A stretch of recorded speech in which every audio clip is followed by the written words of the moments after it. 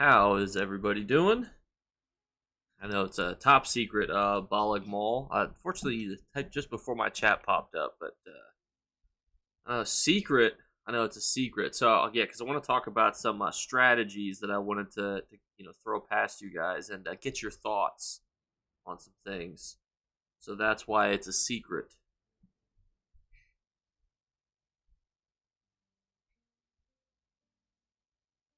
I'll be coming up with some crazy ideas, and I figured who better to ask than you guys, obviously.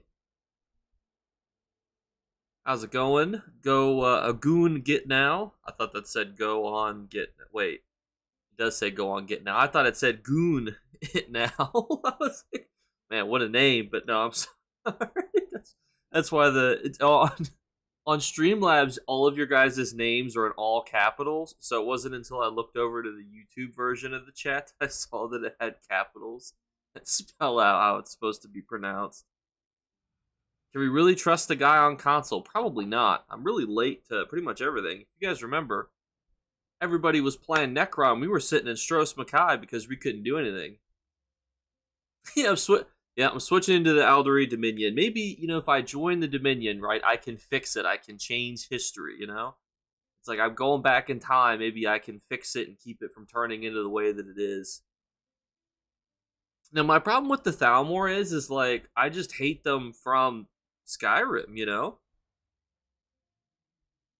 I mean, I don't know if you get. I mean, every Dominion player I pretty much talk to either hasn't played Skyrim or they are just kind of like indifferent towards the Dominion. They just kind of like a specific race. They're like, oh, well, I love cats, so I decided to join this evil alliance that eventually enslaves all of humanity. But they have cats, so I mean, like, how can you be against that? Yeah, they got a cool queen, By the way, that poll is still up. Let's see if I can pull up the poll.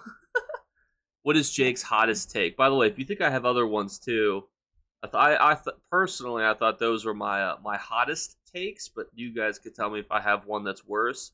And to be fair, like, I don't necessarily. I sometimes don't even know if I agree with my own takes. For example, do I agree that Midyear Mayhem is the funnest event?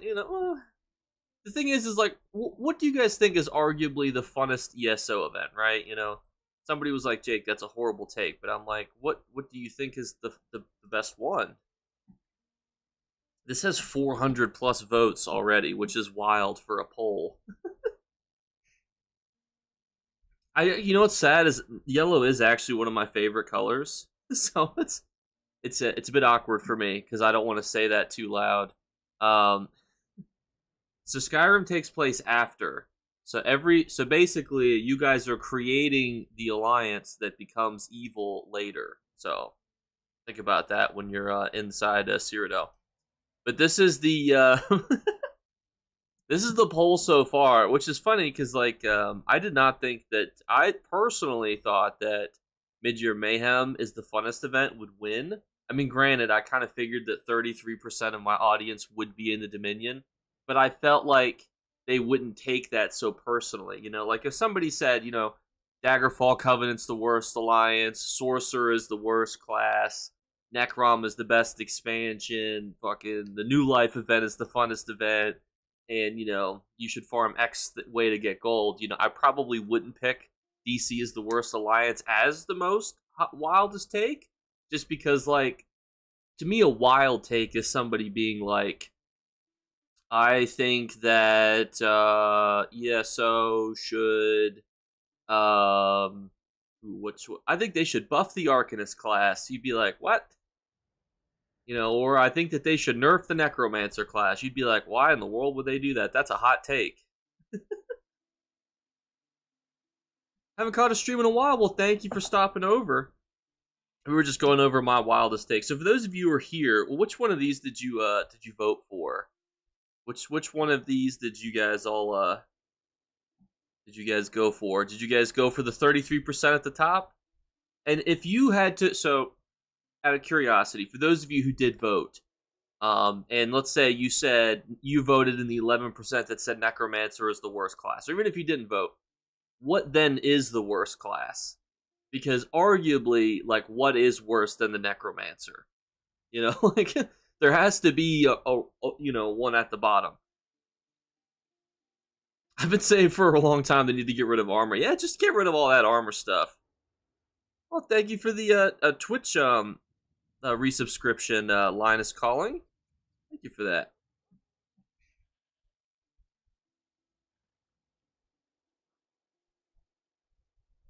But here, so for those of you saying that the Dominion one is the wildest take, that's your opinion. But then, if you're of the AD people, because apparently everybody in my audience plays as a Dominion character for some reason, what then is the worst alliance for you? Is it the Daggerfall Covenant? Is the Ebonheart Pact? I will give some credence to people who say the Ebonheart Pact is the worst alliance, because I think lore-wise it doesn't make a lot of sense. Because if you were to look at this map, right? If you were like, let's just take a peeky poo here as at this alliance. So you had the people of the Nords who enslaved these guys, and then you had enslavement between these two groups of people, and then you had these people fighting with those people. Like, I'm not saying like the Daggerfall Covenant is perfect, obviously. There has always been, some beef between the desert people and the people who live in the paradise climates. I'm not saying that it's like a perfect alliance or anything, but you can definitely see why the Daggerfall Covenant makes sense. You can also see why a union between High Elves and Wood Elves makes sense. When you start looking at things like bringing in the Khajiits to that alliance, But I guess the Khajiits are not going to join the Argonians. So to me, I think lore-wise, the Ebonheart Pact is the worst alliance, just because it was kind of like we needed a reason to bring these people together, and I thought that was a bit crazy. Oh, there you go, Josh. Joseph. Joseph, I agree with you. My man.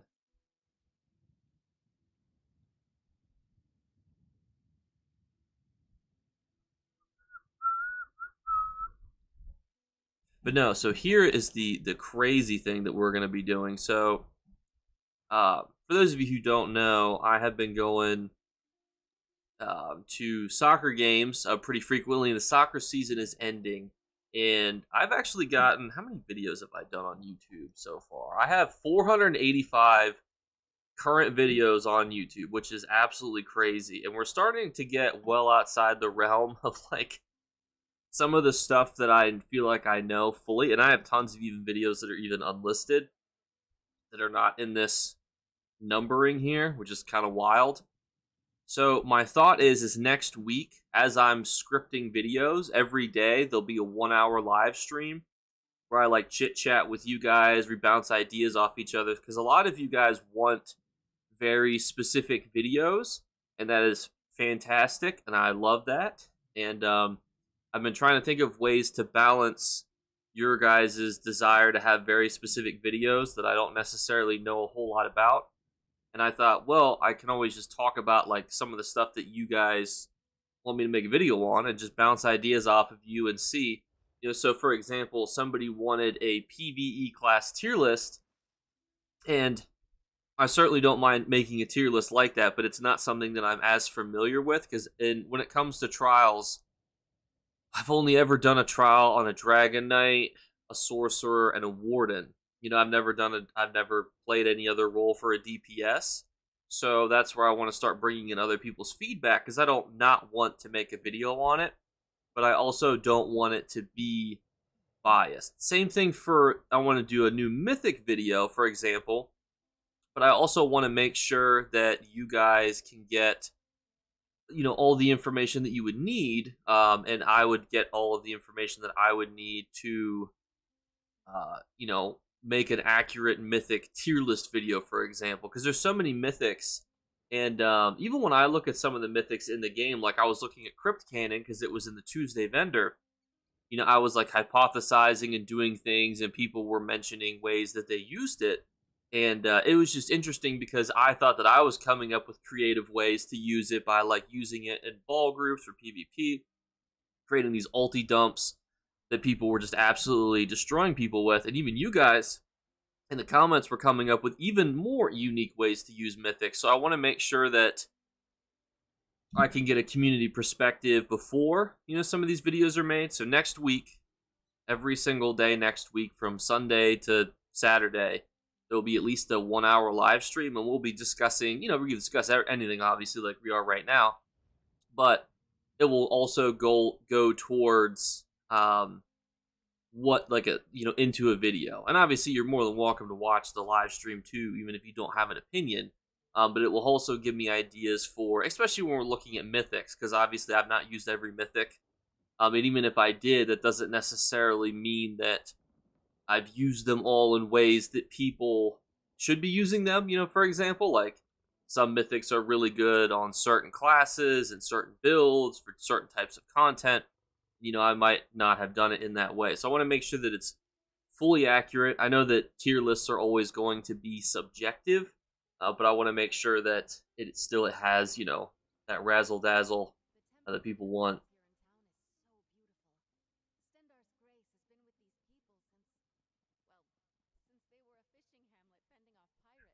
So that'll be one of the videos that I do. I'm also going to be doing a PvP tier list. I've spent a ton of time in Greyhost. Like, I think I probably gained like 1,000,000 AP from Greyhost, just over the weekend, because I was there so much.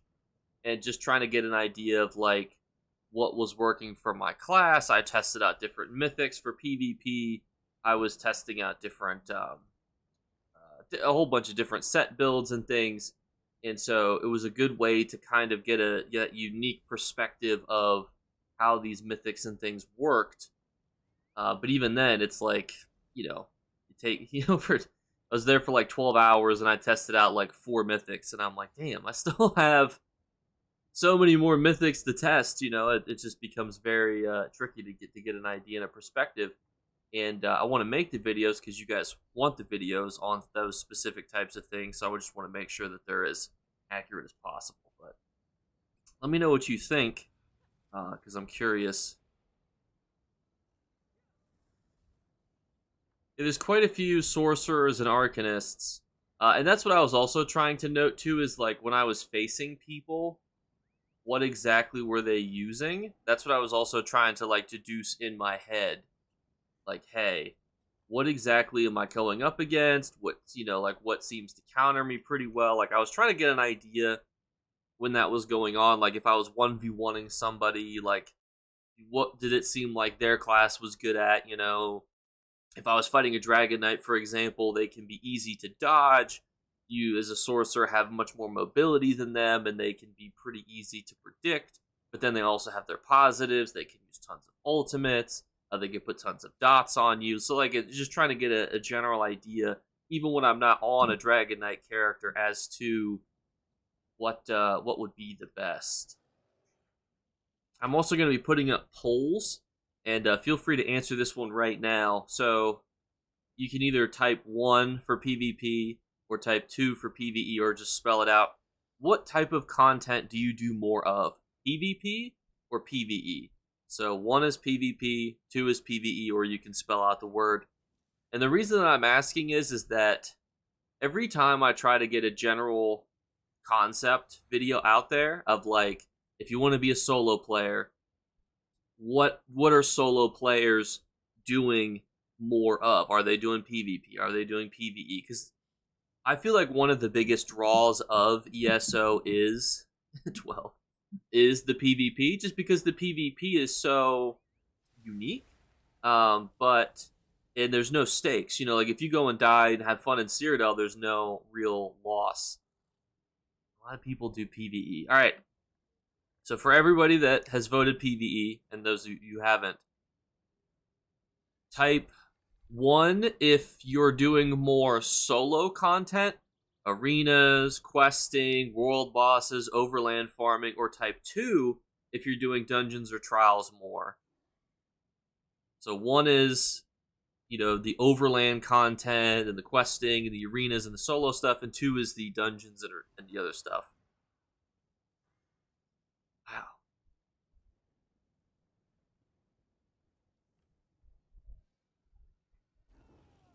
I agree with that, Ian. I think that PvP does have like a high skill and it can be frustrating to stream. I'll actually go there now just to show you guys what I've been experiencing. Just because it's like, oh, we'll see what happens. I have to like look this way when I'm like doing it. I've actually got a second monitor that I've been trying to figure out how to hook it up to. Interesting. All right, so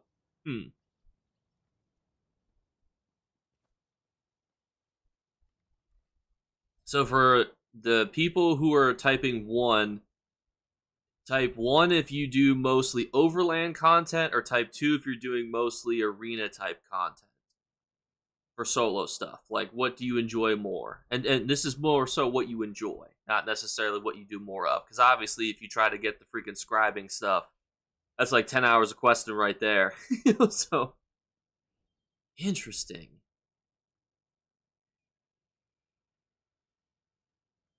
I have to PvE a lot because I don't have the set for PvP variety.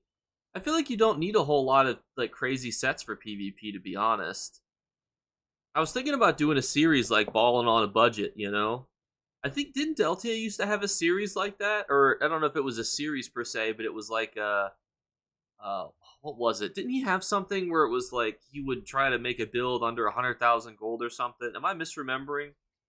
This was like well back in the day before I even did the YouTube. Interesting. Alright, so now... Type 1 if the overland content you're doing is questing, and then type 2 if it's something else, like world bosses, if it's farming for leads, if it's farming for resources. Like, you guys really just focus on like the questing aspect, or is it the other aspect? What is the queue like?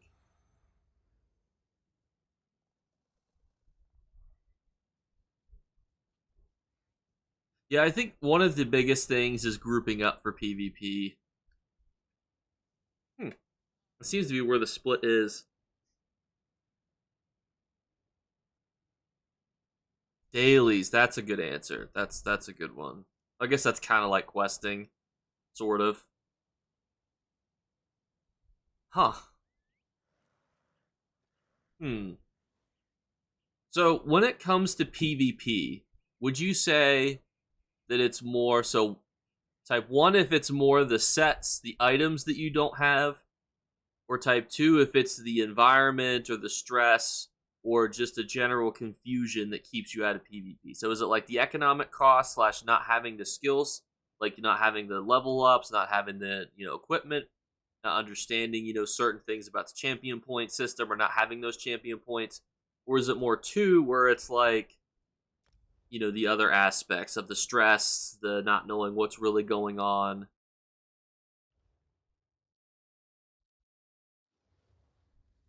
Okay, we're getting a little variety on this one. Both? Okay, that's good to know. And thank you, Haza Bomb Squad, for subscribing. Hopefully that doesn't get me demonetized on YouTube.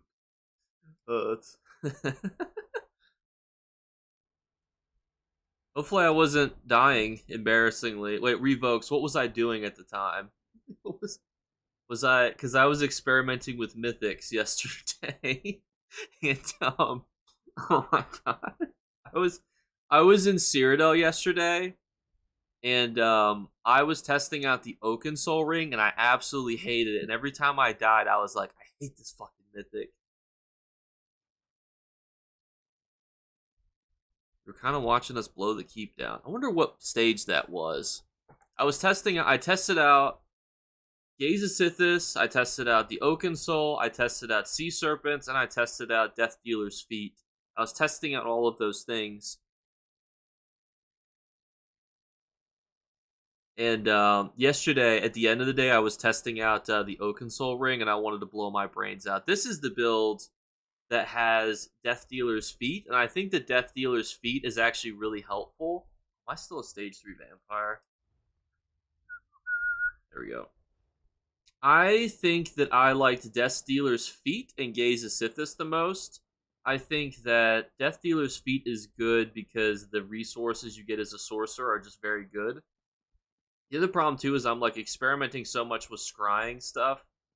Like I keep trying out all these scrying skills, and that's causing me problems. Oh, man, there's like nothing going on here.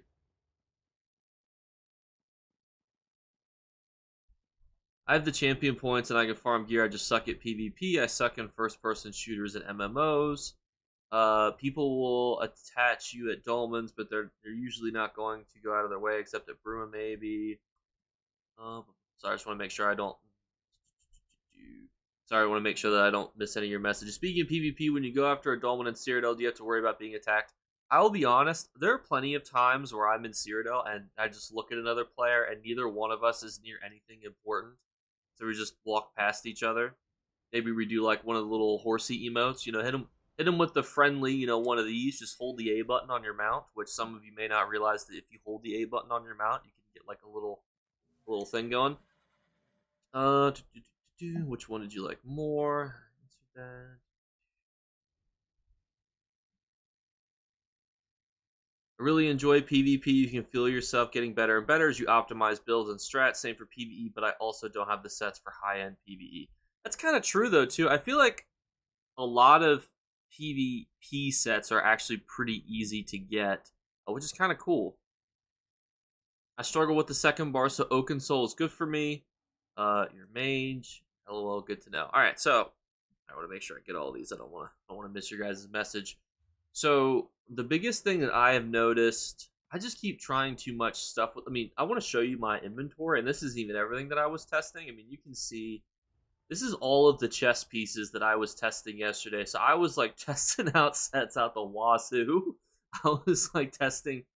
You see how much random shit that I was testing? I was like, maybe, you know, we could work with some Armor Master, you know, like maybe, you know, we could be an Armor Master build, you know, and then front bar, back bar, Armor Master stuff. And that's the difficult thing is like when you're trying to theory craft like on the fly because you're changing mythics, you're changing sets, you're changing skills. Sometimes it can be a bit difficult.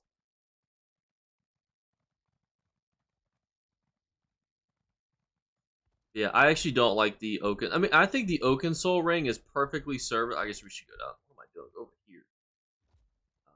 1 second, boy, fellas. I think the Oaken Soul is perfectly serviceable for PvP. Don't get me wrong, but when you become so accustomed to utilizing both bars, it can feel like a hindrance because there's so much good utilization in your skill bars that it kind of, you know, ruins it. When I was using the Oaken Soul Ring, I was not having a fun time.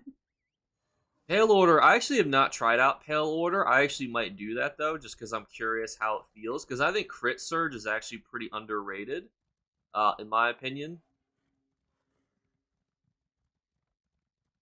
And I am on Xbox, Midlight. One of, like... How many ESO content creators are on Xbox? Like, 5? 4? 5?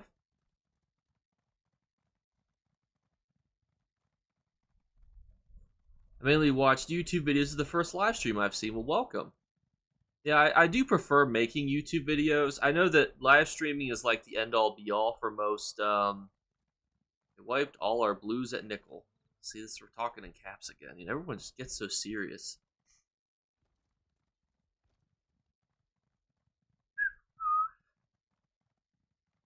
It's alright, if I die, I could just claim I was stream sniped. Yeah, the heals are actually really good. Thanks for holding the torch for Xbox ESO content creators. I'm too cheap to build a gaming PC.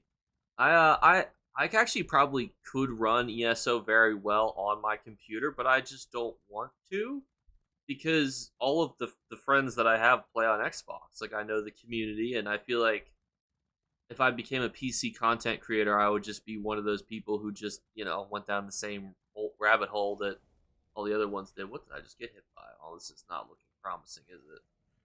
Okay, you know, we're in through the wall. I don't know if they're actually inside or outside or what's going on. Hopefully we are actually inside of Ash. But knowing my luck, we are probably not. Oh, here we are. Look at that.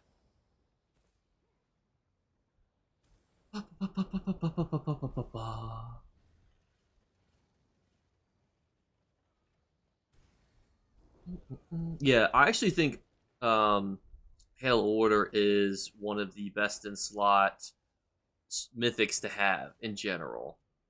If you guys, if you can list out your favorite mythics, like what do you guys enjoy using the most? Like, do you guys have like a favorite mythic to where it's like your go-to? For me, for a while, it was Gaze of Sithis. It sounds crazy, but like you could just slap it on, and then for PvP builds, and then just wear like the rest of your stuff as DPS sets, and then you're like good to go. Like you could just slap on the rest of your DPS, and you're hunky dory at that point.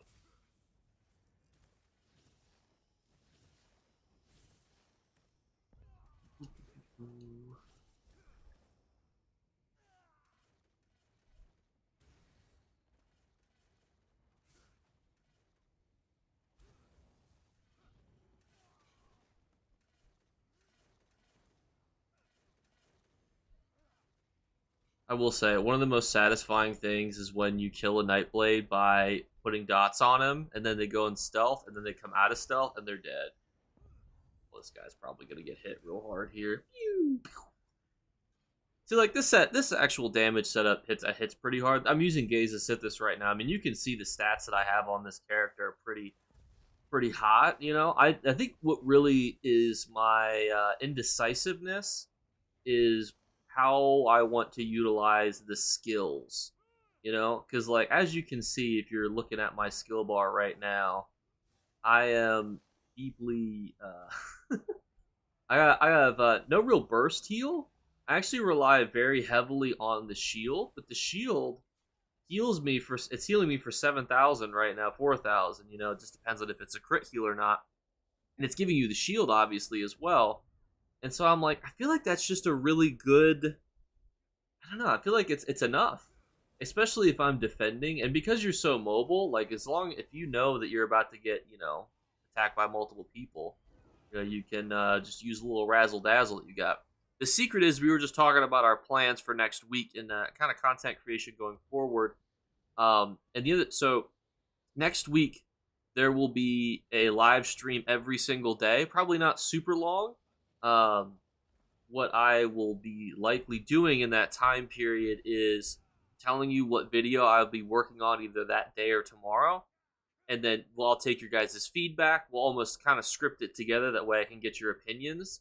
And the reason that I'm doing that is I'll be doing videos that I want more perspectives on, such as like a Mythic tier list video, right? So like, I'm sure a lot of you have used Mythics in your day. You guys probably have some unique utilizations for your Mythics. And I want to be able to say, this is what X Mythic is used for. It's one of the most stressful things when I do the Golden Vendor video is like, hey, what is this set even good for? It's like, and that could be a real struggle sometimes, just because I like to highlight what a set is used for, but it can also be stressful in the sense that not every set has a cool utilization. But what's really frustrating is if a set does have a really good utilization and that I miss it, and I'm like, oh, I didn't think to use it that way, and therefore I've not highlighted something that was very popular to use it for example. That can be more frustrating. So that's why I try to give very like in-depth information. I know sometimes the Golden Vendor videos can be a bit rambly, but that's why I want to make sure that I hit on the high points, especially because like nobody wants to be that person that like finds out that a set was really good afterwards and now they can't get it because it's it's gone. Like that would just be not a fun experience.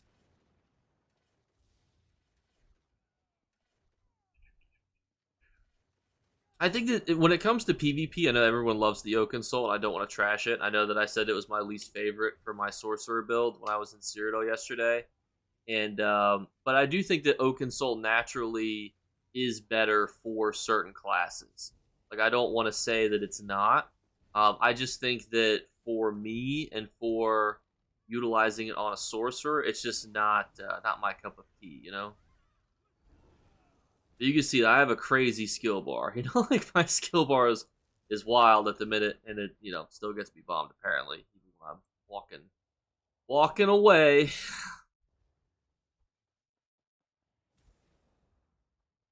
I thought about making a bomber build. I actually have a bomber character, but I don't have the patience to be a bomber.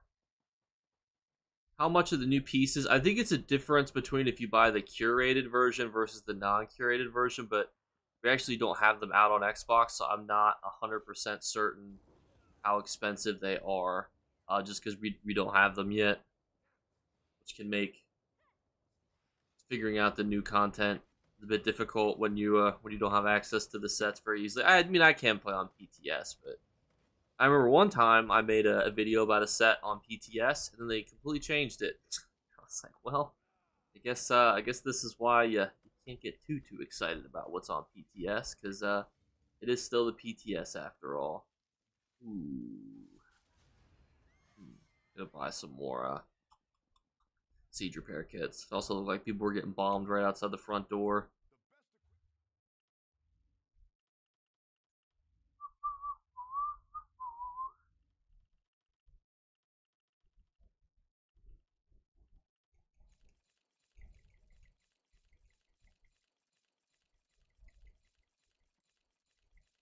And it was funny because I put it in a video, and somebody commented like immediately like, "Hey, the set is changed," and I was like, "What?" I was like, "I looked at the set yesterday. It's changed today."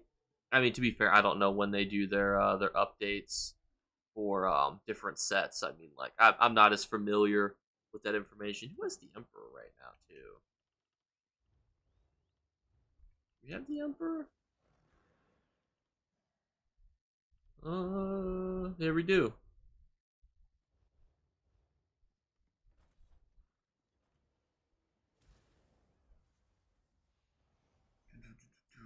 What do you guys think about the idea, though, to do a quick stream, every day, just to get people's perspective on stuff? Like, do you feel like it'll help make videos more informative? Do you think it will and it will allow for like more diversity in opinion with different stuff? Because that's always like what I want is people to feel like they're getting the full picture for certain types of things. Because I think part of my frustration, this isn't directed at anybody specific, but a lot of ESO videos on YouTube are very similar.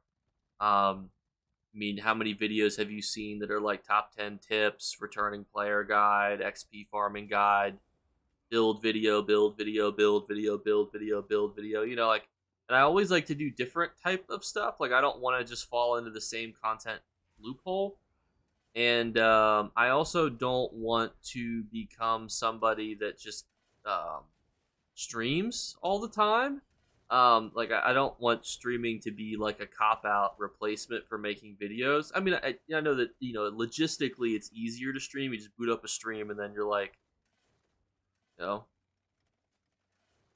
you're like, oh hey, look, I streamed, and I'll just stream to people, and then I can get views and content that way. Like I never liked um,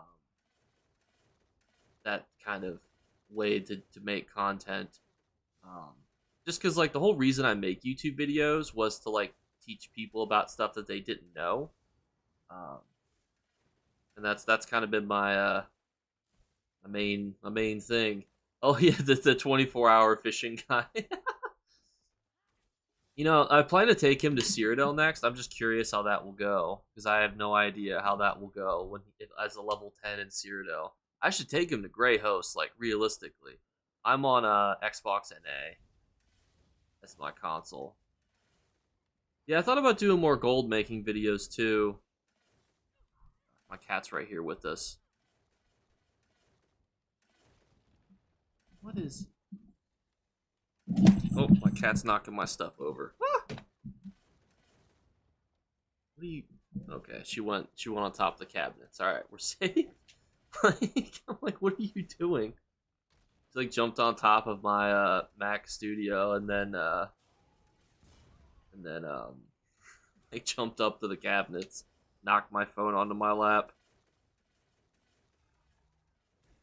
Think you'll be able to earn crowns while in Cyrodiil? That would be a real impressive feat.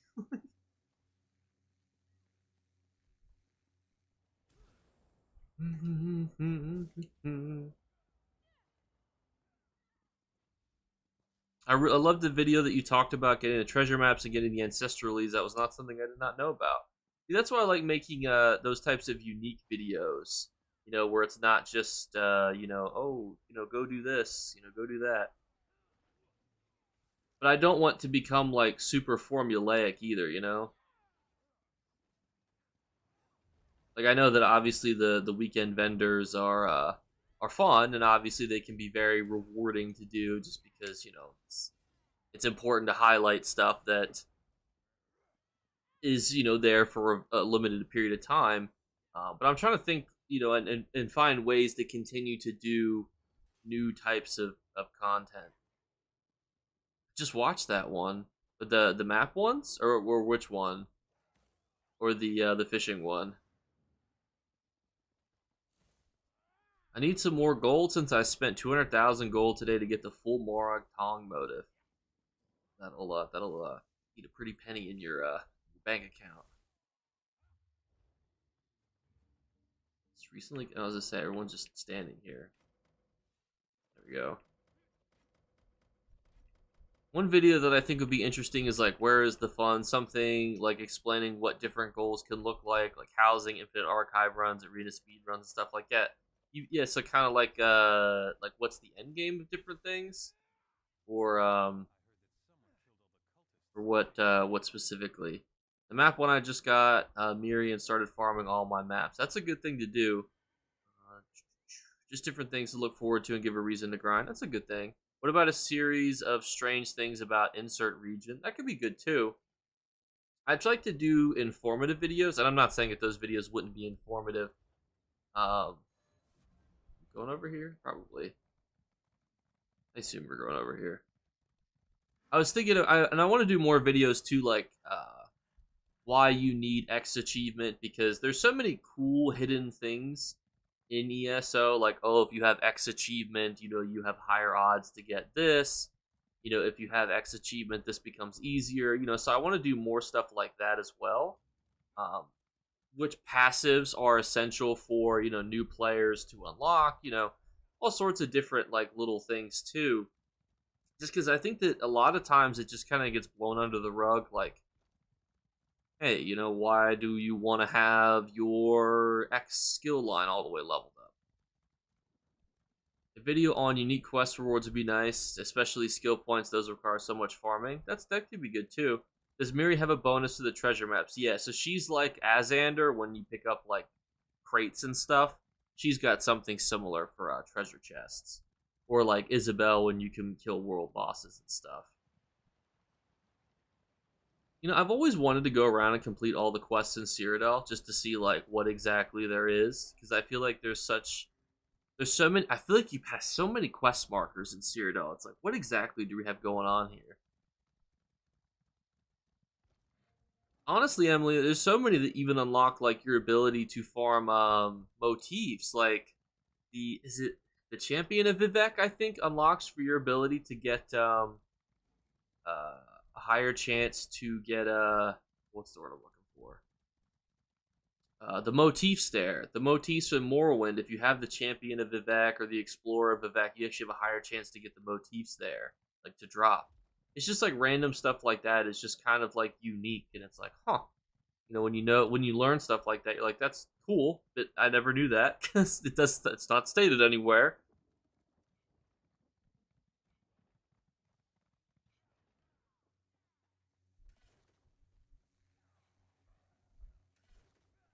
Buoyant Armiger. I think that's the one that it is.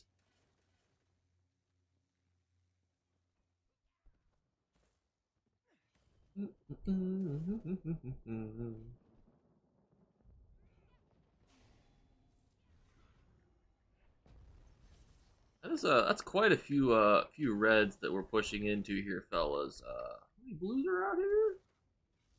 I'm all for the cause, but yeah, there's like 10 reds out here, or 10 blues. There's like 40 reds in there. I don't know about this here, fellas. This might not be the ideal area to go into.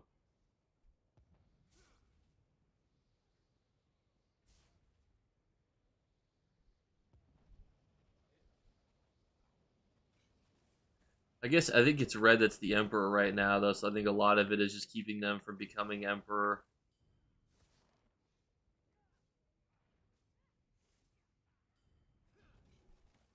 Like it's a lot of the motivation for keeping them from getting this keep.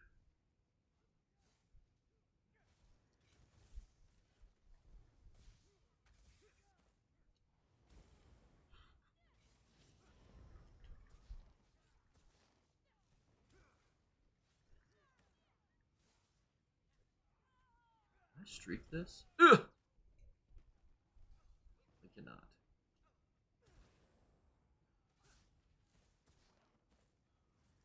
This guy is just shooting while getting jabbed by this one guy. He's like, I don't give a fuck.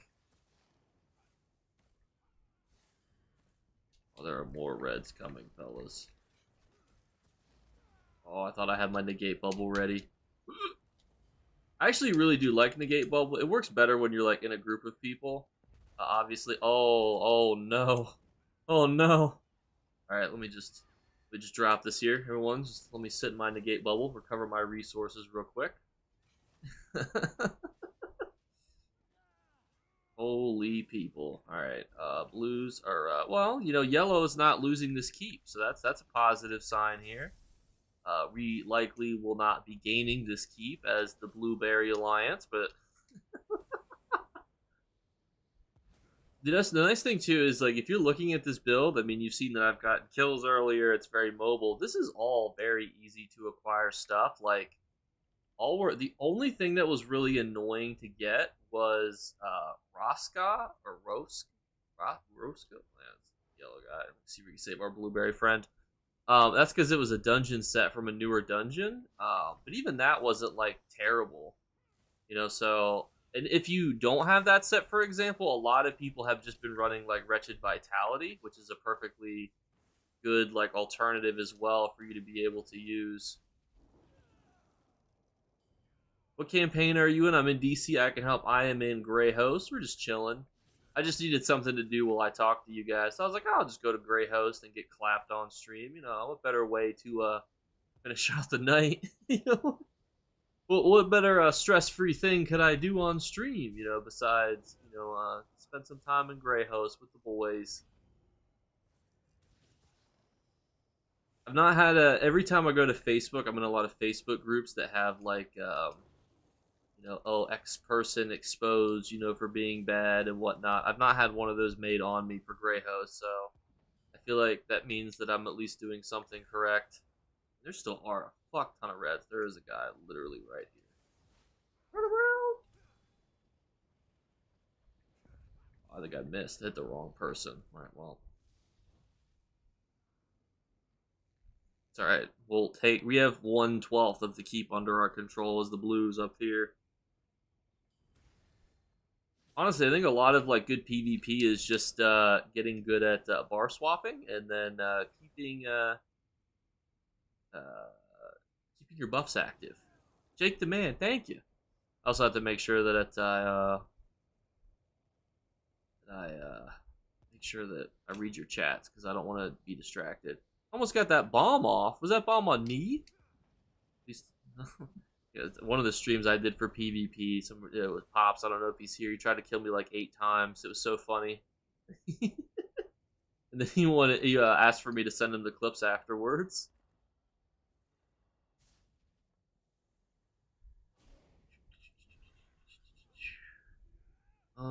Thanks. I keep trying to look into stuff like that, trying to get good at Infinite Archive, and I don't know what typically to do, like with PenCat. Oh, I'm not. Oh! Sorry, I can't read into. Oh no! It's Dark Convergence. I've been pulled. Listen, yellows. I'm just here, to keep the reds out from your door. You should be thinking. Oh my gosh, another invisible boy. That's the nice thing is you have this much magicka, you really can just kind of streak almost for forever. I mean, look at this damage shield. Oh, you don't want to get rooted though. My gosh, I'm just getting whacked by fire pots. My gosh, they're literally everywhere. No, I'm just gonna kill myself. We gotta go to actual combat, not just chilling here. Are we actually attacking Blue Road Keep? We have 2 respawn points up there.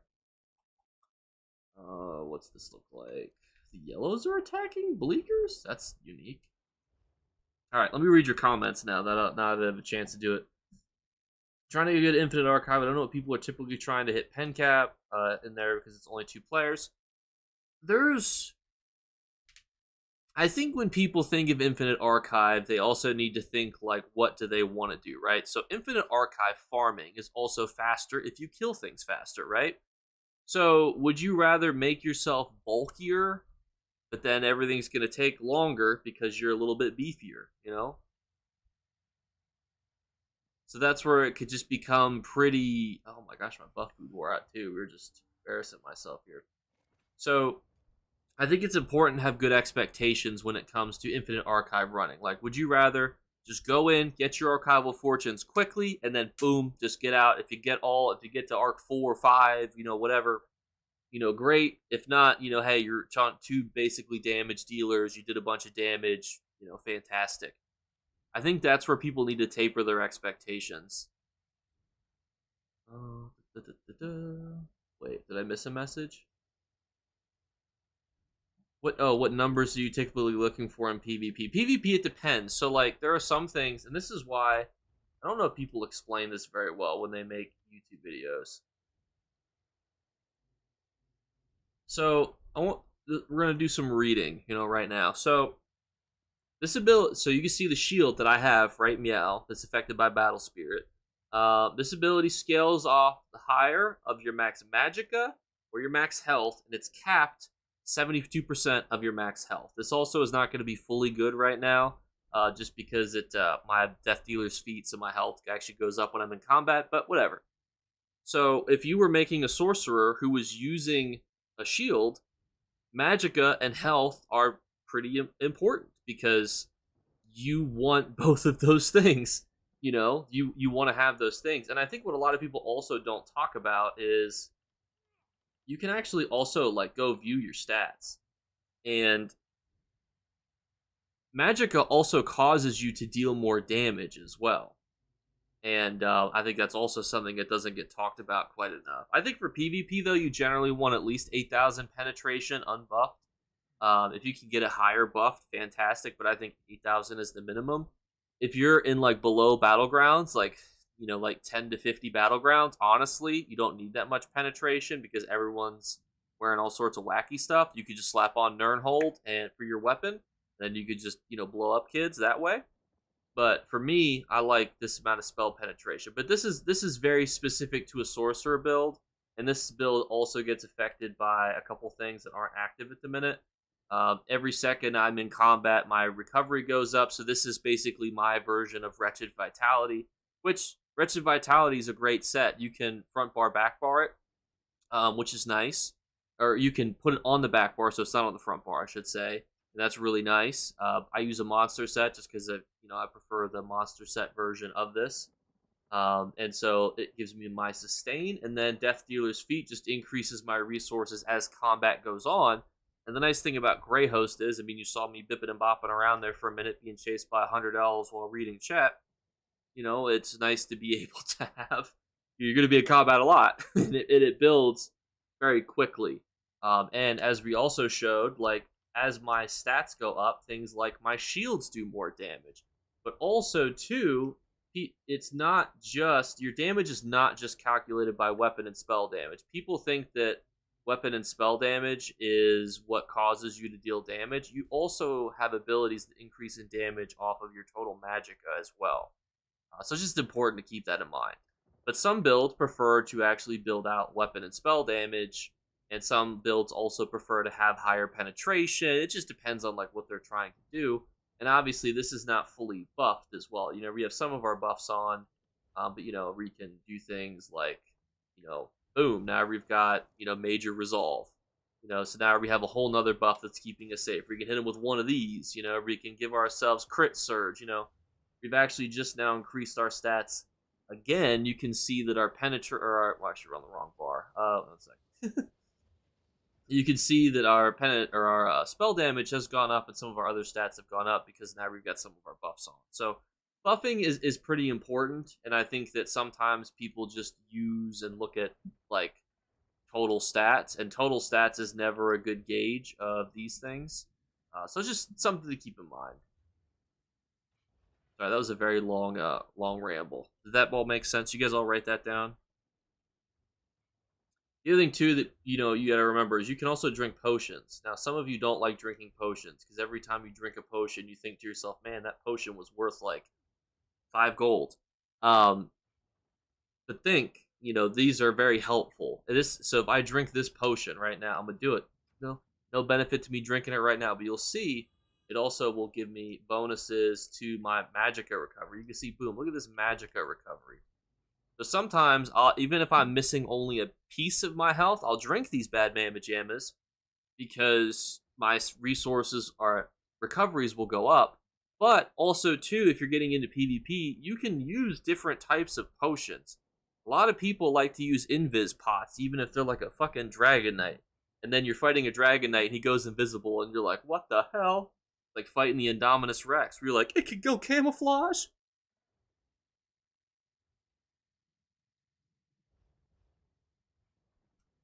I'm guessing there's something going on. There's a lot of reds dying. What's going on out there?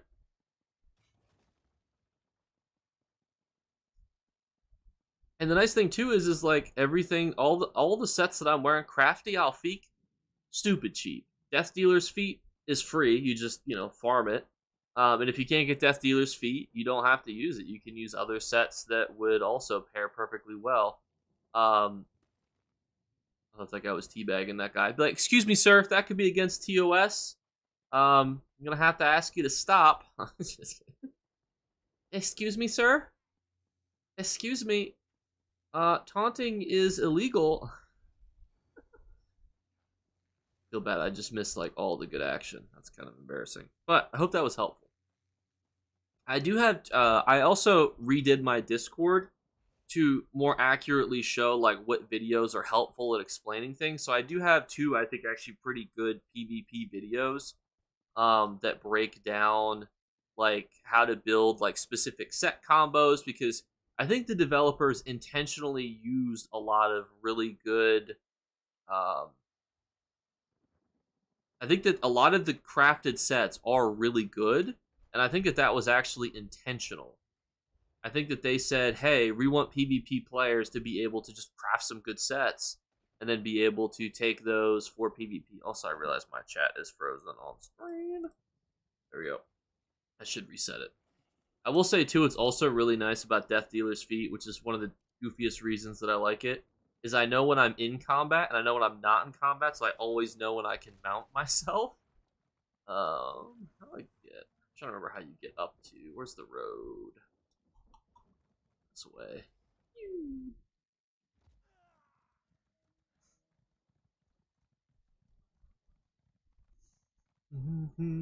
Because I love PvP, and I'm excited for the Q4 update. I'm curious to see like how they'll do it. Oh, also, I completely forgot to mention this. So I'll be going to the San Diego event, so I'll be trying to get some more clues and hints. Is there anything specific that you guys want me to try to ask or do or say or try to finagle out of them? Like I'm gonna try to see if I get a clue as to Q4 next year, because Q4 next year could be a PvE update, it could be a PvP update. I don't know.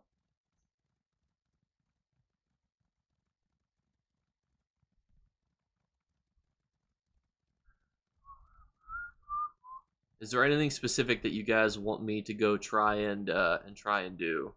I'm open to trying anything. Oh my gosh. You guys can tell probably when I'm reading chat, because I start running into things with my freaking horse. What the heck? Did you already take this?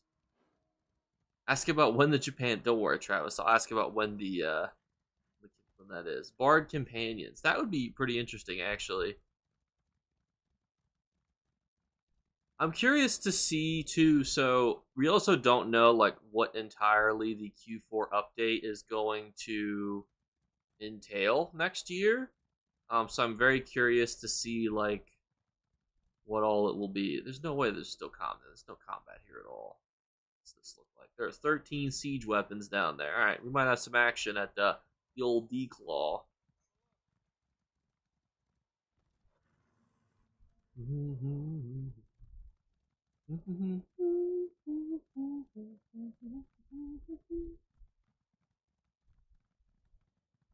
If I did do a PvP build video, do you want me to do like would you guys prefer if I did a video where I was just like, here's the build, you know, and I said just copy this, or do you prefer videos where it's like you can pick and choose between these 10 options based on your preferences? Which of those, because I know people are all different, which of those do you usually like? I don't think that they're gonna give Somerset out for free. I mean, I think they've only given out Vardenfell and the Imperial City for free. I would say it's a good investment though, just because of jewelry crafting and being able to do your jewelry crafting writs is a pretty good investment for yourself. But that just depends. The other thing too is if you have enough gold, you can always try to buy it from another player as well too. How bad is it looking here? All right, they're defending the inner wall. It's never a good sign. Okay, what are we doing? Okay, all right, that's a lot of yellows. That's. Oh. Right, hang on, we're gonna try to hit him from behind, non-sexually. I don't like the elves like that. Oh, you know what? You are right. They did give away some of the older ones too, but Rothgar is like a very old one.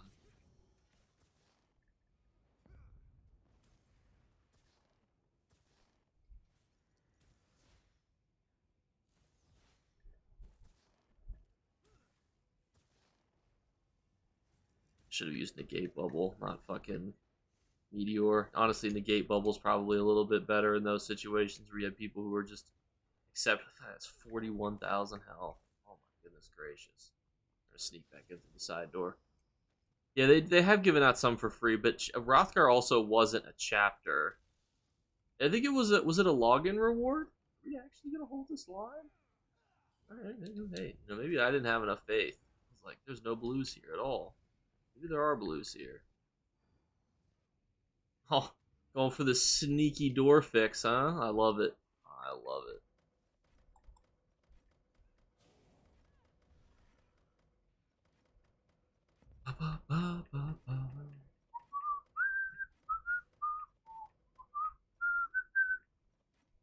I think it was a login reward during the 10-year anniversary. I don't think that they are going to give away a chapter for free, truthfully.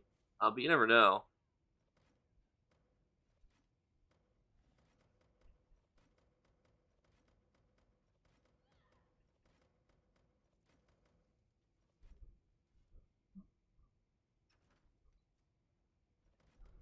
All right.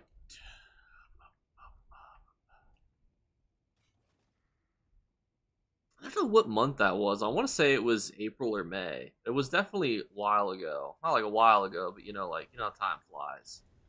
You're having fun. Oh my goodness gracious.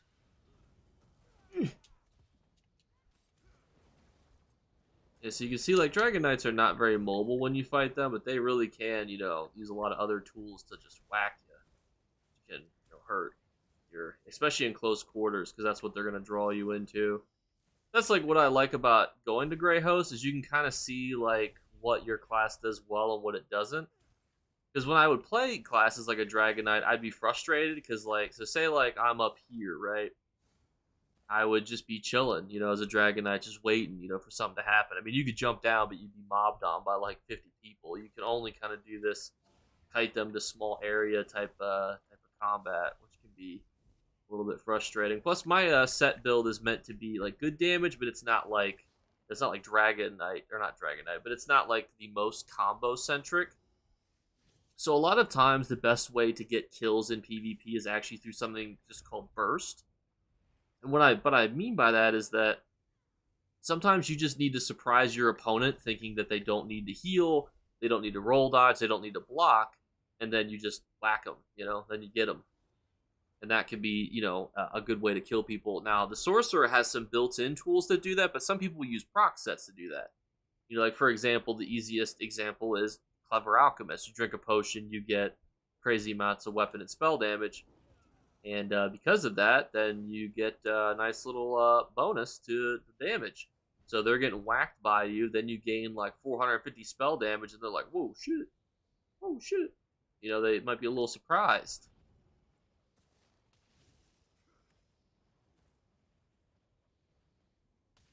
Oh my gosh, I'm getting hit in the front and the back.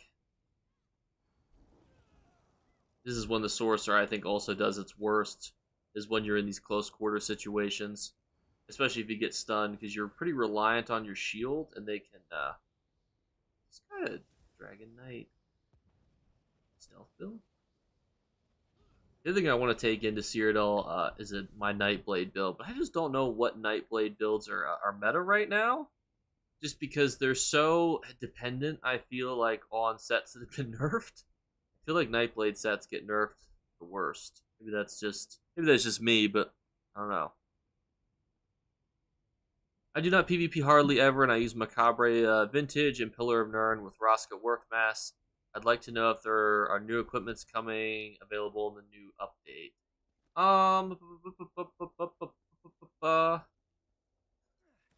Are you talking about for PvE? Like what's going to be the new thing?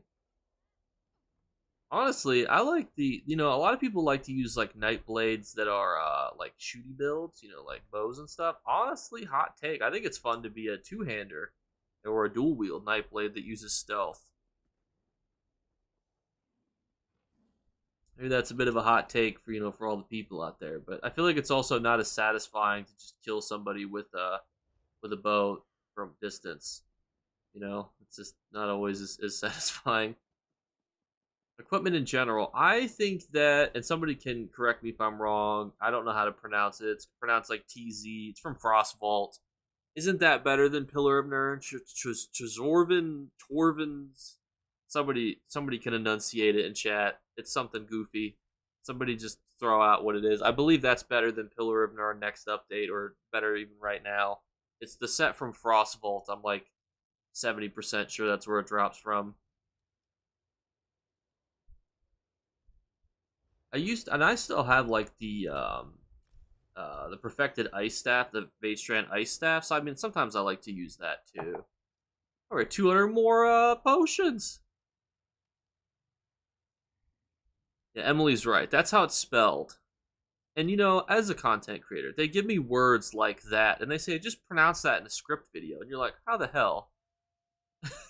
Like, how the hell do you want me to just whip out the and spell that? You guys found me.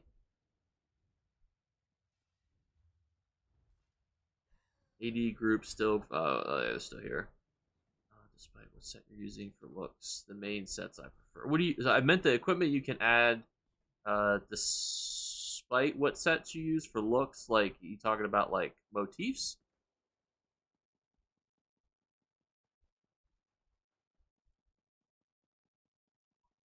I actually do have a terminology video. It was just like the 5th video I ever made, and it's like so old, and the thumbnail is so cringe on it. I probably should redo it. Yeah. Every time that'd be so funny. They send me a sound file so I can say the words motif, motif, motif, motif, and I just press it over and over again. And it's like Siri's voice. Yeah. I actually don't know what the new ones and how like appearance wise it'll go. I actually don't know. I should use heroism potions, honestly. I feel like I need a little more heroics on this build. Zogvin. That's probably correct. But also, like, hear me out. Hear me out, right? If you're the developers watching this and you wanted me to pronounce that word like Zogvin, why even put a T at the front? That's like me being called Jacob, right? And then me being like, oh, I'm actually Acob. And you'd be like, why is there a J? And I'd be like, I don't know. Just put it there just because. You'd be like, that's stupid. And you'd be like, I know. That was one of the more stressful things when I started out as a content creator, is I would write these like in-depth scripts, and I would get 2 sentences in and I would mess it up. And I would get another 2 sentences in and I'd mess up a word. I'd be like apocrypher. And then, I'd be like, oh, I can't release that. I said apocrypha wrong. And then I came to the realization that nobody cares how you pronounce these words as long as they know what you're referring to. So you can just roll with it, You can just kind of go with it. And that's what I ended up doing. I'm actually curious where the DC group is. I'm just going to type X. Wait, they're saying Brindle in chat. Oh my gosh, don't even talk to me. Anytime I'm like, the public dungeon, Nerfakadurden, you're like, what? And like, so, oh, that is Attack and Brundle. I never understood why so, correct me if I'm wrong, but aren't dwarves just elves? So, like, they pronounce words so differently, and it's like, why? Yeah, guys, today we're gonna go farm fragments inside of a Nakathaferdagadegan, and it's like, what is that? If you think I'm lying, like, it literally is wild when you look at some of the names of these places. Like, look at this. Nukcharkanarst? Why? And what's crazy is like that is actually a really good place to farm BPs. So I would actually say like, "Hey guys, go here," and you'd be like, "Can you say that name again?" And I'd be like, "No, absolutely not. I couldn't say it the first time." Under 50 Cyrodiil, honestly. So I'm a bit of a silly goose, right? So all of my below 50 Cyrodiil sets, I wear sets that generally don't lose value as you level up. So I actually just use Twiceborn, which gives you the ability to have two Mundus stones. So if you're level 50 and level 10 gear, you're still getting that same two Mundus stones, and then you could just do like stam and then damage, total stam and then damage as your 5-piece bonus from that. And then I also use another set called Heartland Conqueror, I think it's called.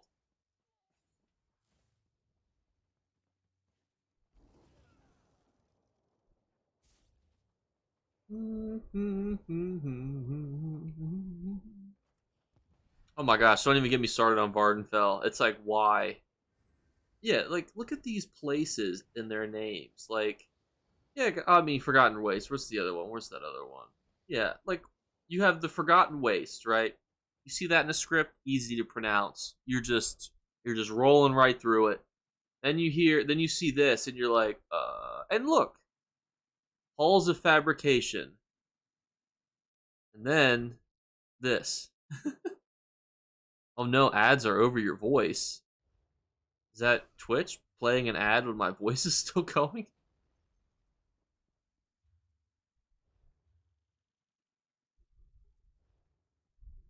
You know, I like missed the action. By the time we get to Bruma, I feel like it'll be over, but we could try to get to Bruma, get to the fight.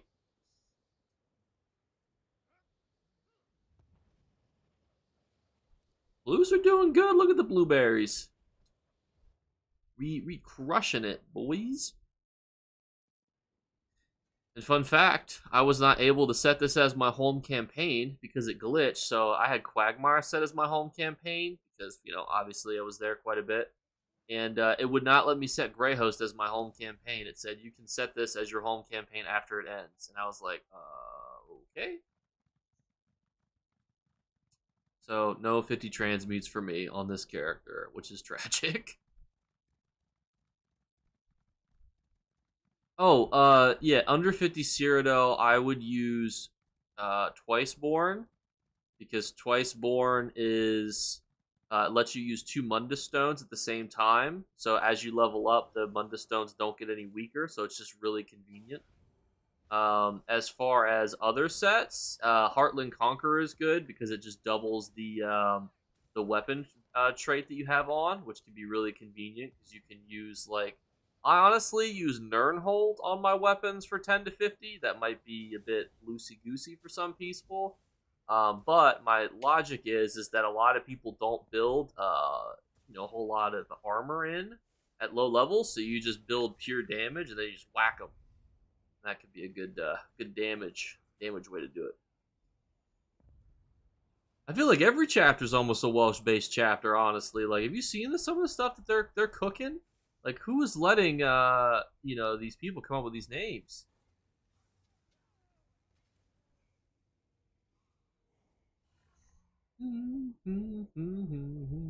Yeah, Heartland's also an OP leveling set because you could put trainee on it. And that's also a good set to use as well. We have all the flags. Oh no, we're missing this one. I'm like, why did we not take in this town?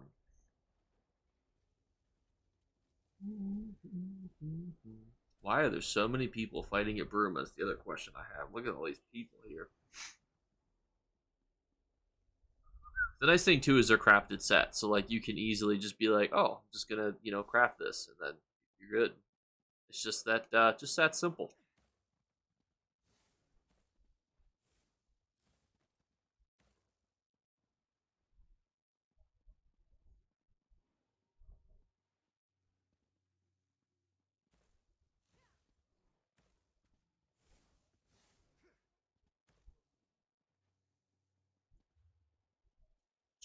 They're still fighting over there?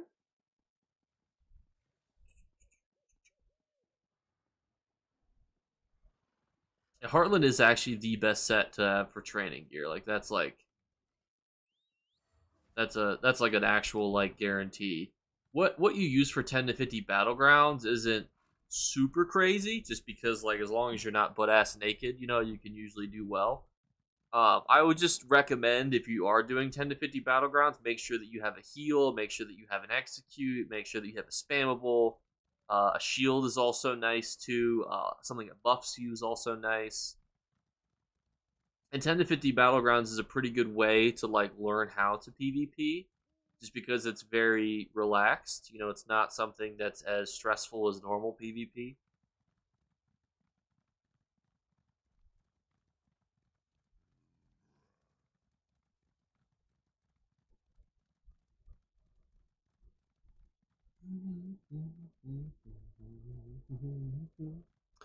Biggest frustration I have for PvP is my stage 3 vampire wears out, and then I have to go on like a quest to go find somebody to drink their blood in the middle of Cyrodiil, which can be very obtuse sometimes. Oh no. Oh, they're waiting for us. They know they're waiting for us. He's got a sea serpent's chain proc.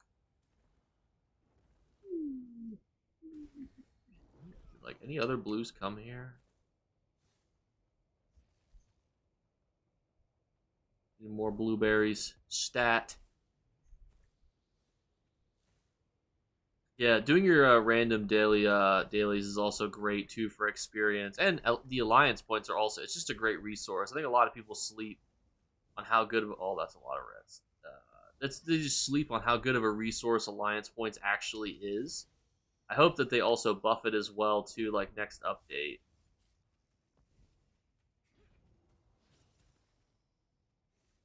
Hmm.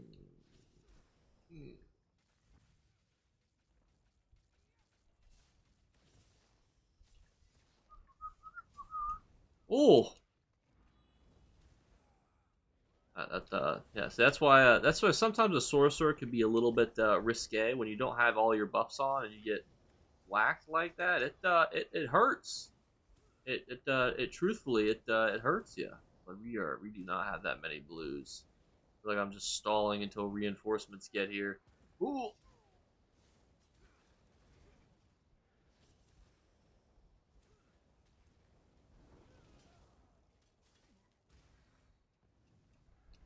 Oh, yeah. That's the other problem too, is when you can't. That's the only other problem. I don't like. I like dark conversion or dark exchange, but man, sometimes I feel like you almost have to back bar and front bar the shields.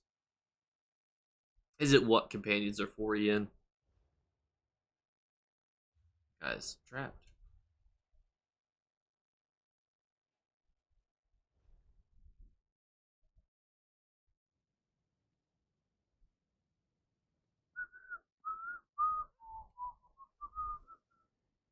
What was the vampire food? Yeah, it's there's corrupting bloody maras, and then there's purifying bloody maras.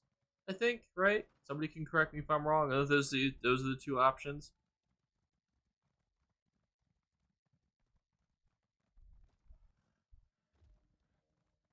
Blood banks for vampires, exactly.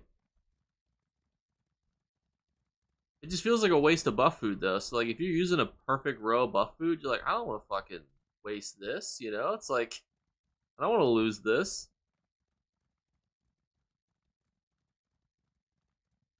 Because like if you drink a purifying or corrupting bloody Mara, then it's like you lose your buff food and it replaces it with that. So then you got to then eat another buff food. That just feels a bit wasteful, you know.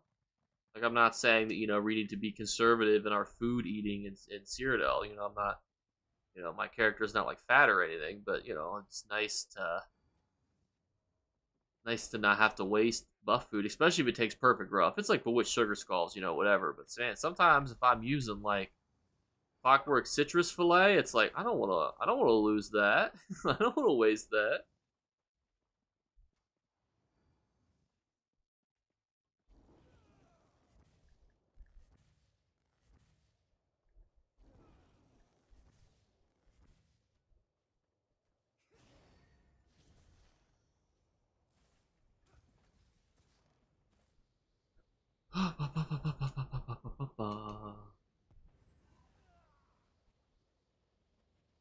Red's Blue Road Keep. Ooh. Oh, looks like Chalman, maybe. I don't know how much longer I'm gonna be going today because this was just more of a chit chat type live stream. So if you guys have like future video ideas, I'll be working on them throughout this week. And if they're ones that I feel like I need assistance with, we'll do them. We'll discuss them on stream next week. Oh my gosh, Crislo, I completely missed your resubscription with Prime for 12 months. Thank you for that a minute ago.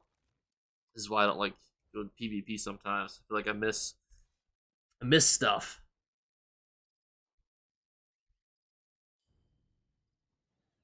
And I missed another comment too. How do they buff Alliance points? Just because they're adding potentially some new vendors and stuff too. So that would be kind of the buff with that. Infinite Archive. Infinite Archive. What?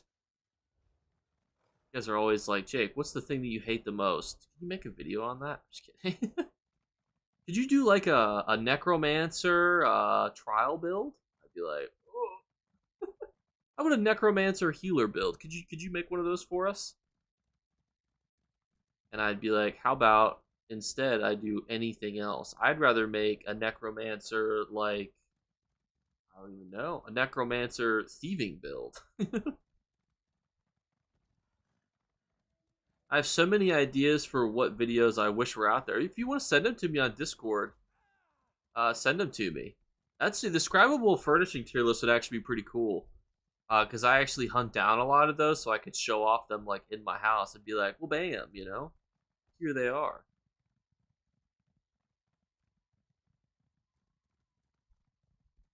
Miri likes to go to the breast. That Miri does like to do that.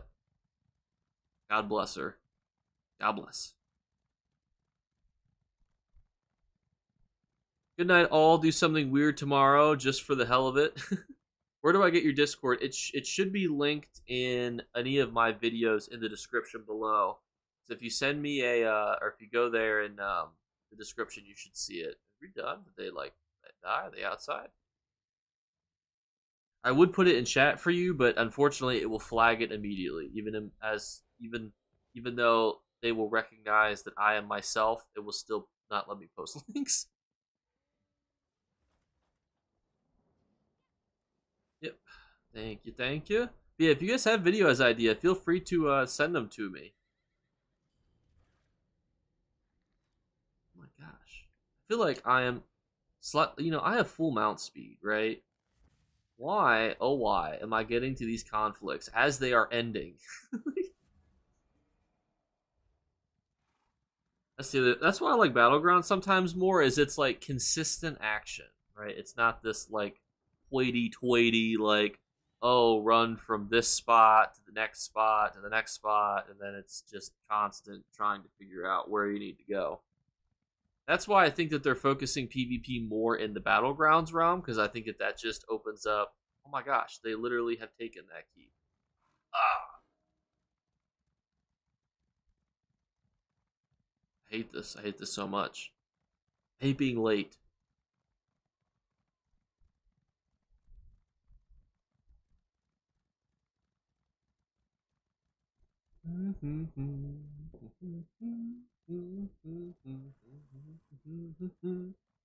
I also have the kill 20 enemy Templars. I feel like Templars in PvP are just underutilized. You guys feel that too? Like, you just feel like Templars are just not used really anymore for PvP. I feel like they're like a nice little jack of all trades, master of none. Except the problem is that instead of the second half, that's like, but they're better than the master of one, or however it goes.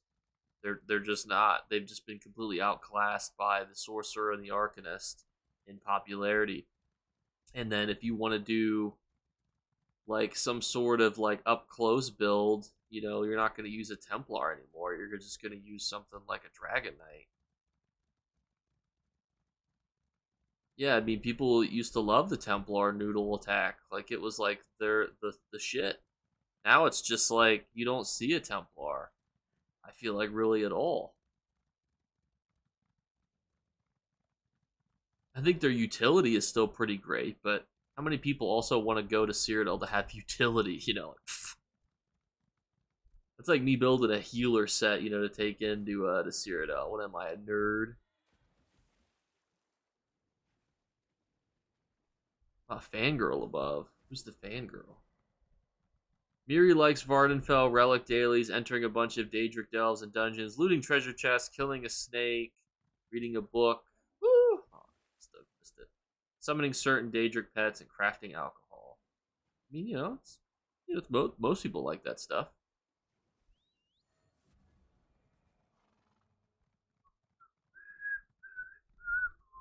I just want to say though that I do like to talk to you guys. You guys are the bee's knees. Every day I have a stressful day at work. I think to myself, you know what? At least I have YouTube, which is funny. Because sometimes I feel like a lot of ESO, or not ESO, I meant to say normal YouTubers, like it's the stressful part of their day is doing YouTube, because it's always like, oh, what's the algorithm gonna say about this one, boys? And then you gotta stress like, was the thumbnail good, and blah de blah. Like, it can be stressful, and I just enjoy it. I enjoy the content, even if I feel like I can work and improve on something. I still feel like it's just fun. Yeah, fuck that guy in particular. Man, he is getting gerbated. Don't get too close. Pew, pew, pew. Is that his negate bubble or our negate bubble? I guess it's ours, huh? Would not recommend walking into Daedric Mines, but sometimes you just gotta see. Sometimes you just gotta test them out. Be like, wait a minute, how did these get here?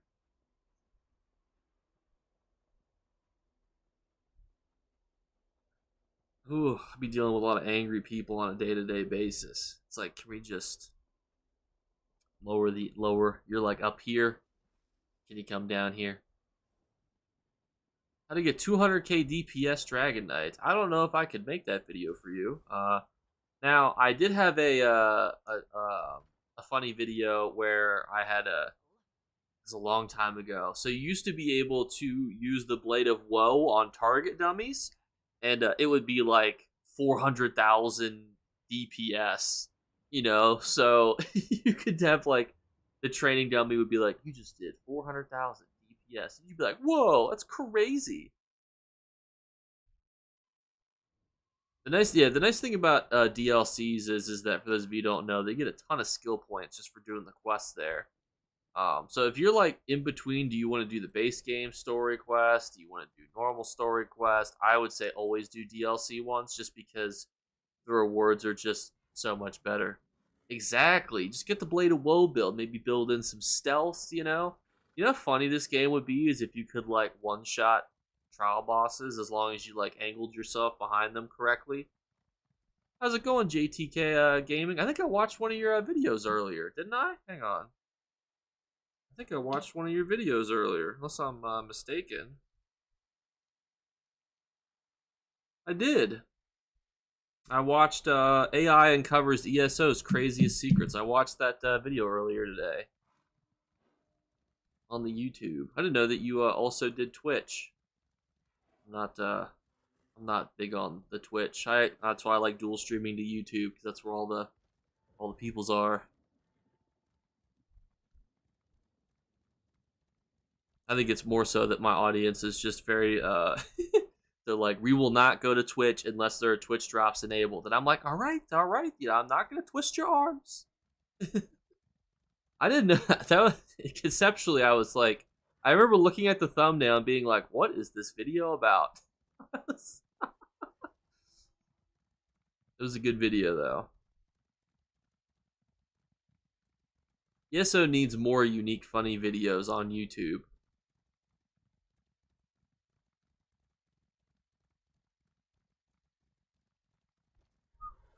You can say it, we're old. I mean, like, it's not that you're old, it's just that you guys have your preferences, and trying to get you to switch your preferences is, asking for a lot. And I understand, like, if there was, like, kick drops or something, I would be like, I don't want to fucking go watch some person on kick, So, like, I get it. I'm not saying I'm not stubborn, too, So, trust me, it's not a place of, like, non-understanding. I get it. I totally get it. It's just more so one of those things where it's like, it's just kind of funny because Twitch is, like, very specific on how viewers work on Twitch. Twitch is like, if you have like tons of like concurrent viewers, like you go higher up on the ratings, which is weird because like TikTok and YouTube don't do that. It's like YouTube will just pump it out, to whoever they think will want to watch it. Twitch is like, you got the most concurrent viewers, you're going at the top, baby.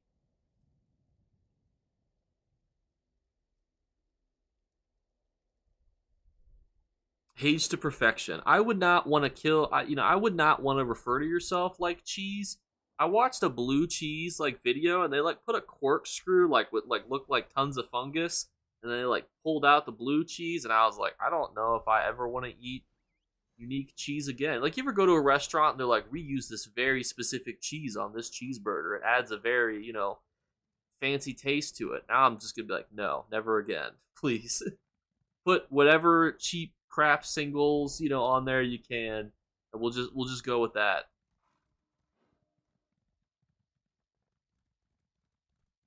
Yeah, I think YouTube will eventually kill Twitch. I think Twitch is gonna get slowly whittled down by both Kick and YouTube, just because like it's not new user friendly to stream on Twitch, and it's not as monetizable as other platforms. So what is the benefit of Twitch? Like if somebody came to me and said, Jake, I want to be a Twitch streamer for ESO, I'd be like, oh, that's great, but I would also recommend you do YouTube and all these other platforms concurrently, because Twitch is they're not gonna pump your channel because you're new.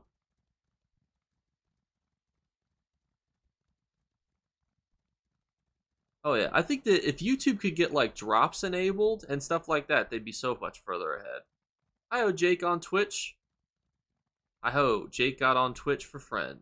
What do you mean, Irish? But thank you. Google will probably buy Twitch. That's potentially true too, but I think Google actually just lost a monopoly lawsuit, so I don't know how that's going to work.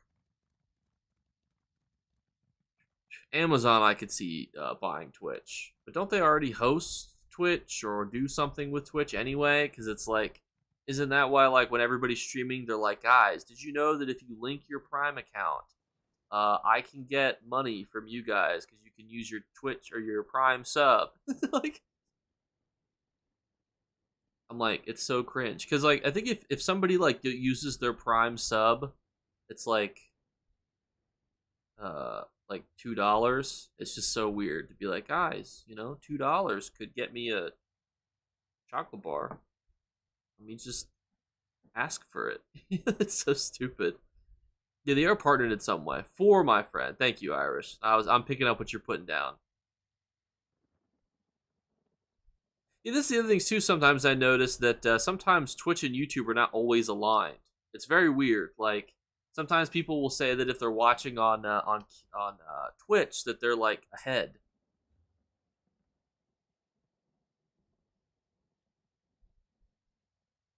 If anyone's feeling generous, I'll take War Tort recipes. I've been searching for a week.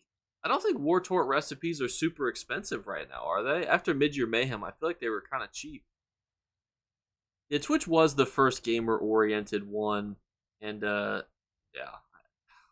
I could never start streaming on Kick. I understand why people do it because it's it's just free. There's no like negative downside to streaming on Kick at the same time. But man, it's kind of goofy, honestly.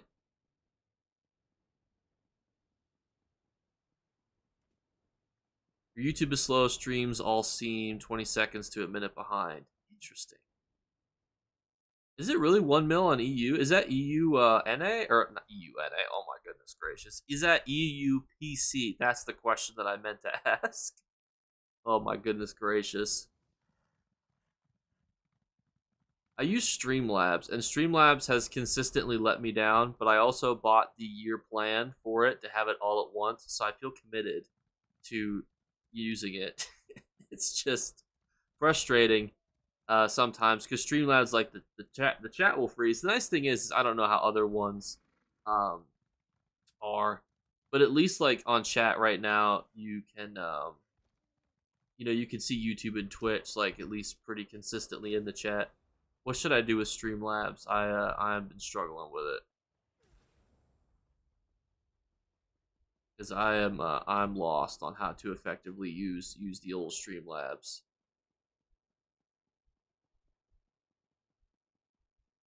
Where are you going? You taking the flag back first? Or? That's true. So yeah, if you're on PC, inflation is quite expensive. I I feel bad because like when I started to like make a little bit of money, I like bought a year subscription of all these things. That way I would be saving money. But then when you buy like a year's version of like your thumbnail editors, your like your Streamlabs, your yada yada stuff, it's like, well shit. Now I feel committed to using it, but like I've heard so many bad things about Streamlabs, and like it's not user friendly, it's not intuitive. But I heard about it too late. So I've been trying to figure out how to. I think I'll switch at some point. I mean, I'm not against switching. I used to edit all my videos on like KineMaster 6, and then I switched to Final Cut Pro, which was an amazing change at the time. So I mean, I've switched before, and even if I took a loss on something, so I probably will do it at some point again as well. It just feels goofy, when you have to like switch from one service to another.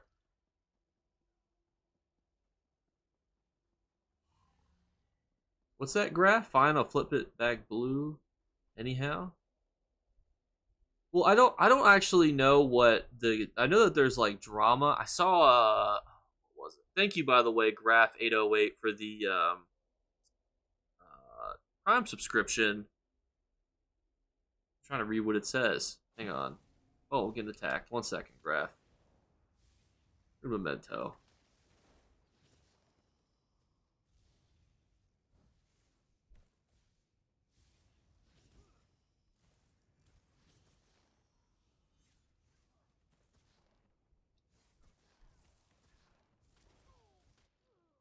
All right, now I can read what it says. All right,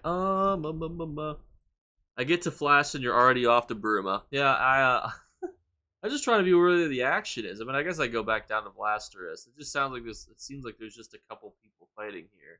Now, of course, I can't respawn, which is always annoying. I had heard that there is drama though with Streamlabs, but I don't know what the. I'll come down there and help you if you're down at Blasterus. I got you.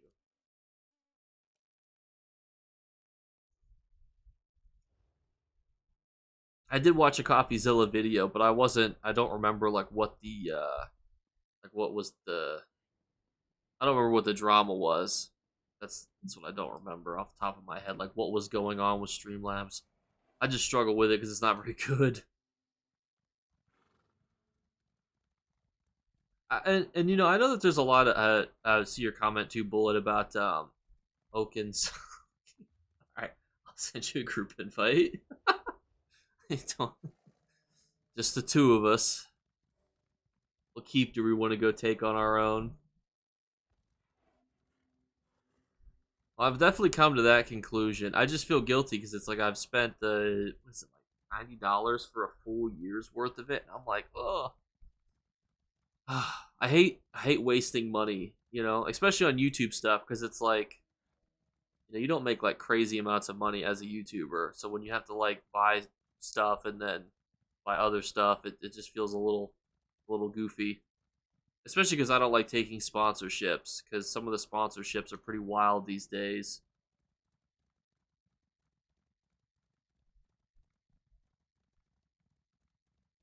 Yeah, I might try to do that. Is it easy to go from Streamlabs to Streamlabs, the other one? Are we still fighting over here? You just had me come down to Vlasterus to catfish me? Is there not even conflict here? What are we, what? Well, the thing is like I try to be very long term. So like I utilize I'm gonna go in stealth while I read these comments. That way I don't get blown up. Is it how is and you can still dual stream and stuff too? I believe to OBS too, right? It's I always try to think too, Robert, what's going to be best long term because I used to be really good at editing on KindMaster. Like I was like getting it down. Because I used to edit all the videos on my phone. For those of you who remember that whole time period where we were editing videos, that's how I feel. You know, as soon as I get here, it's all over. Maybe something will kick off here soon too. Alicia might be popping, but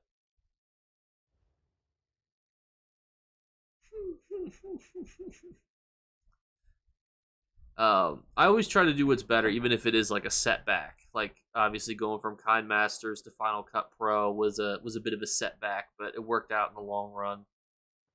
Just because you were also able to purchase it outright, which is always very nice. Let's see if I could try to figure that out.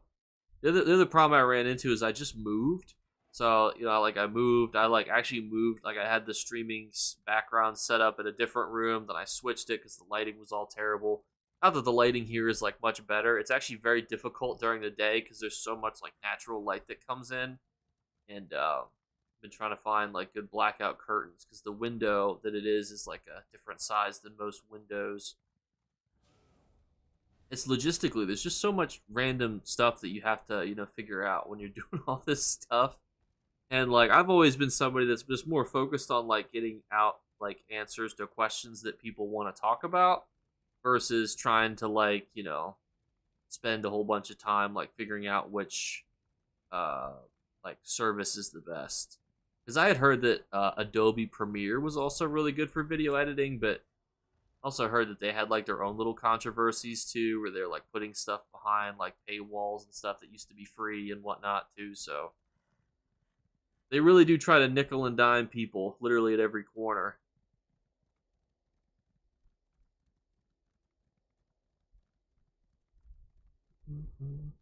Improving isn't bad if it's actually better. I write a lot of code. It's much easier to write it in the language I'm most familiar with than trying to shoehorn a new one.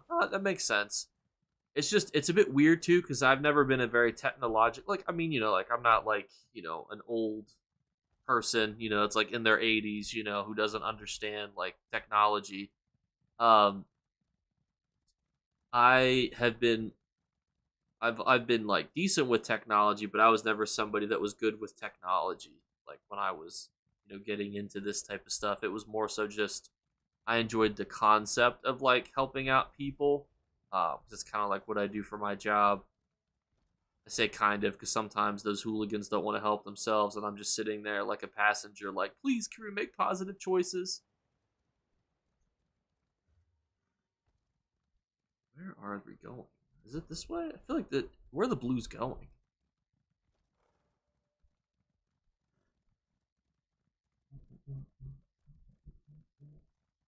Yeah, I'm actually not super familiar too with like company drama. I like sometimes I listen to podcasts about like YouTuber drama.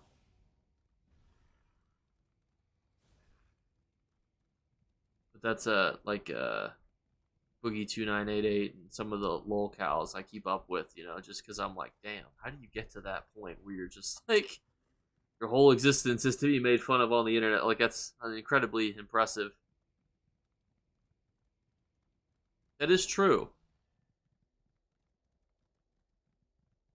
I do hope my cat does live a very nice life because of my working multiple jobs. This is quite a few yellows here, fella. Oh my goodness gracious! Just keep. We're just passing by. Oh my gosh, we're about to get knocked off. Oh, it's so over. It is so over. Oh my goodness. I thought the blues were all over here. I thought the blue wave was all of us coming over here. I don't think that it was. I don't mind the thumbnail version that I use now. I think it's called Bizarre, so it's not too bad. So to me, it's more so just like I'm not very creative. I've never been an artsy person, so I just kind of like you. I'm like, where am I getting hit from? Unexpected error occurred. Is this stream still up? I just had an unexpected error occur. Is that? Where am I getting chased by a Nightblade still?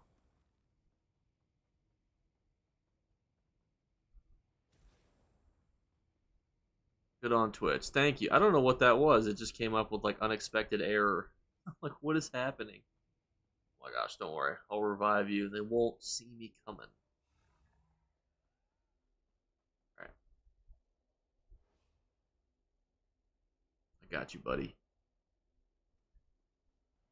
We might need to back up though. Oh my god, there's more reds behind us. Holy goodness gracious. Why are there where are the blues? It's just reds and yellows. It's like the orange wave. I really hope that that's what happens when you combine those two colors together, because if not, I'm gonna feel really silly. Oh my, it's not looking good. This is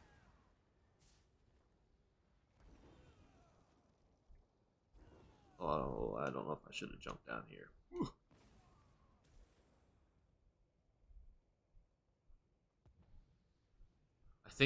I think we went to the wrong fight. I think we should have gone for the scroll. I don't know if that's what's going on up there. Yeah, I think that get you.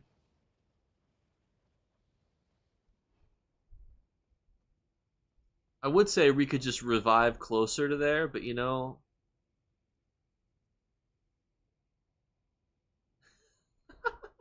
Hang on. We're gonna mount up. We're just gonna go straight. I'm just gonna go straight through. You know, I've got full stamina on this. I think we could just go right through. They won't even expect it. They will not even expect it. Nobody expects that maneuver. To charge straight through.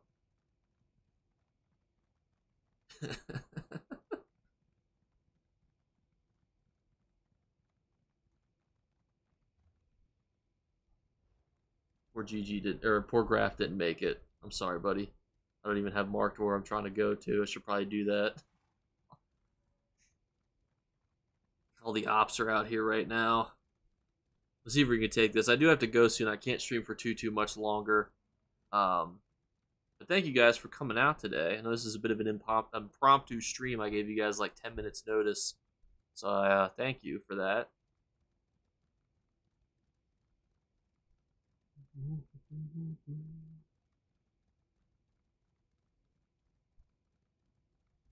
I promise at some point I'll set up a streaming schedule and I'll post it. But my problem is that I don't know when my workday ends some days. It can be really hard to... I remember so many times I'd be like, hey guys, I'm going to stream at this time. And then it would be like, well, just kidding. Somebody had something tragic happen. And now I'm at work. For a few more hours.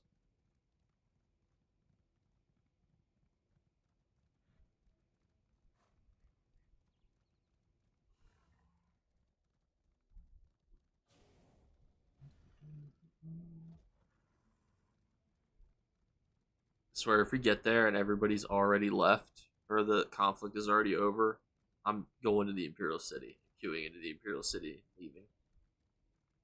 What do I do? Social work. So I deal with, for those of you remember, I used to work for Child Protective Services. I did that for 5 years. So like your criminal investigations, your child abuse investigations regarding physical, sexual, severe emotional abuse, neglect, but also things like truancy, substance abuse, lack of supervision, parent-child conflict. I did all sorts of types of investigations regarding that, and depending on what it was, it would either be an investigation or an assessment.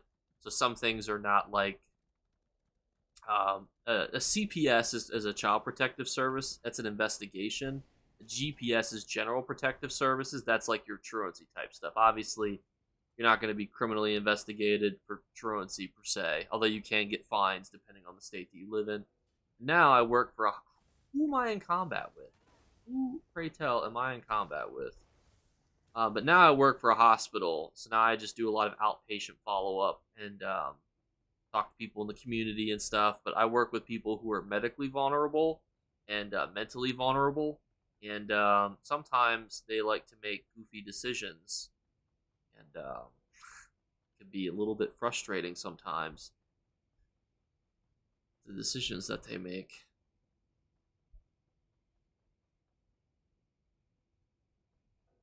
Seriously cannot remount. This is ridiculous. Ridiculous. But I enjoy my job. I like the complexity of it. Because, like, when you deal with people and you're trying to solve, like, problems, like complex problems, like substance abuse, for example. Like, that's a complex problem that requires, like, creative thinking, critical thinking. You know, like, I really enjoy those situations because I feel like you're overcoming, like, you're helping somebody overcome a problem that is very helpful and rewarding, and it makes every day very different. Super neat. You seem like you have a good personality for it. Kind, but I can certainly see the stress from it. Yeah, it. I don't mind the stress of the job per se. I more so get frustrated at the lack of knowing when I will go home. So I play soccer at 9 p.m. on Wednesdays, and I was missing soccer games that were at 9 p.m. And it can be frustrating because like that was the part that frustrated me, and I think because at the end of the day, like I would do like pretty serious investigations, but at the end of the day, I think everybody knows that there are bad people in the world. So just because I would go to jails, prisons, people's homes of people who committed terrible crimes, like I already knew that those people existed.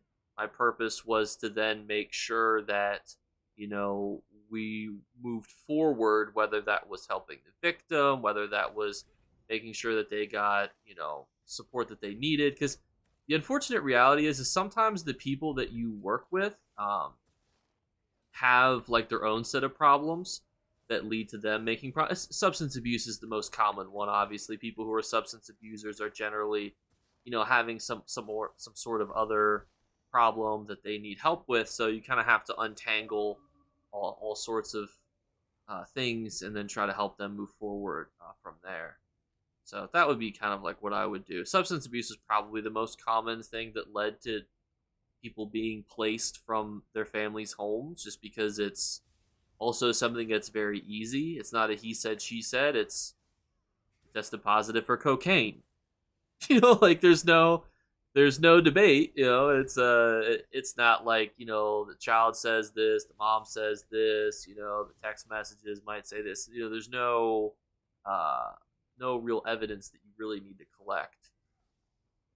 And, yeah, I I actually had a parent who was using heroin as a pain reliever, and they were microdosing heroin. So they were, I think, like 400 or 500 pounds, very short though, and they were microdosing heroin to help with their hip pain because their doctor wouldn't prescribe them pain meds that they requested because of their previous opioid history, and it was just kind of sad because she's having to deal with people who deal heroin, which are not great people. So she was being taken advantage of by them.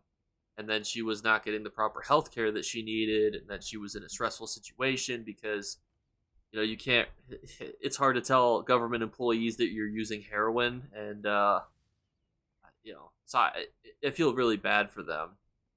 Worked at a homeless shelter, and many people that work there were former clients. I do see that too. A lot of people who get into social services have had previous things happen to them, and I think that that's actually really great because one of the greatest tools I think people have to relate to other people is, I noticed a lot of things growing up that happened to one of my best friends. Like, he had a terrible childhood because of his parents and some of the really bad decisions that they made. So you're able to relate to other people's experiences. And if you've gone through something yourself, then you can relate to it even more.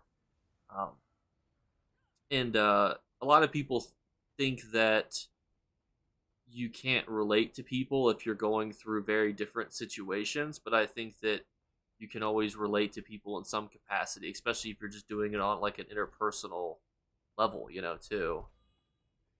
Everybody's human in some capacity. Obviously, there's some people that you don't want to relate to. There are people that have done terrible crimes, but when you work in this field, it's awkward because you go from people who've done like terrible things to people who are dum dums to people who just need somebody to basically hold their hand, you know, make phone calls for them. Like, you know, there's just such a wide spectrum of like stuff that you deal with. And that's what I always thought was the most interesting part of the job is like that spectrum of, wow, there's just so much here. We are really never going to get out of combat, are we? I'm just going to be in combat for forever, huh? Like, I should just accept that we are in combat and these reds are slowly going to catch up to us, huh? Like, at least my Death Dealer's feat is fully procced, huh? Thank you. I think it's a decent outlook.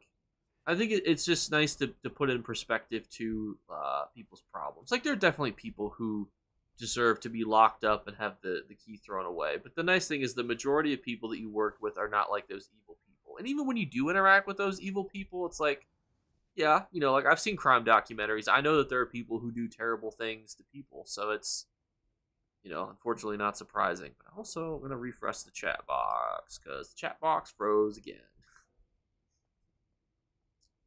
We are just not going to get to remount, I feel, ever.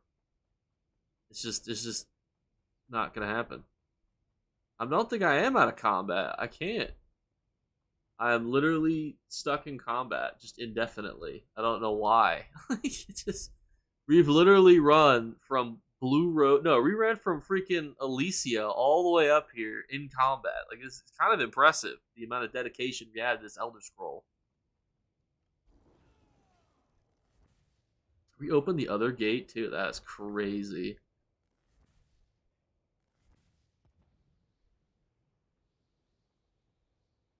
I do recommend it though. Like, there are a lot of like social services or social work jobs that like you can do where you get to like interact with people and solve complex problems, go out in the community, do some type of stuff. I would suggest it. You know, I think this is from the monster set. Uh, monster set. Rockza, the warped guys. It basically just gives me lots of sustain. My sustains right now are 1279, and that's not even with the buff from my potions. They give me the extra oomph.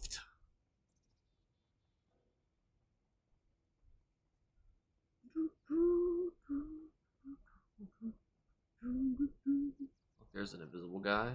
Want to give me a ride? Can you just whip out a two-person mount here real quick? Maybe it will let me mount on you. This is just so nutty. Like, this is such a crazy. We are we are literally running across the entirety of Cyrodiil. This is so stupid.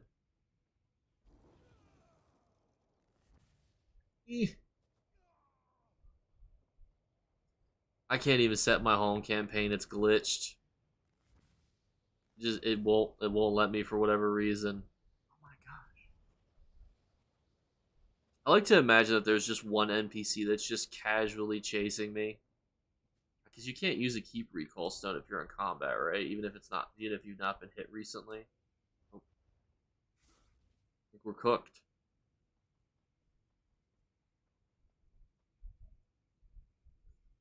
Yeah, but I guess I could queue for the Imperial City. Yeah, I'm getting further and further away from conflict. Yeah, let's see if that works.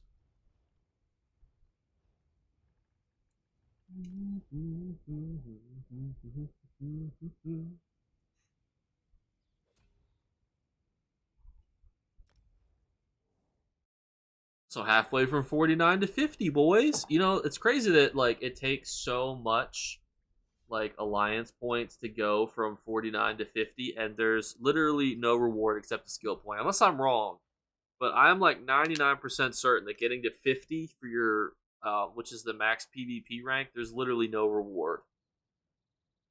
Am I crazy? I'm pretty sure that that's right, isn't it? Like, there's nothing that you get.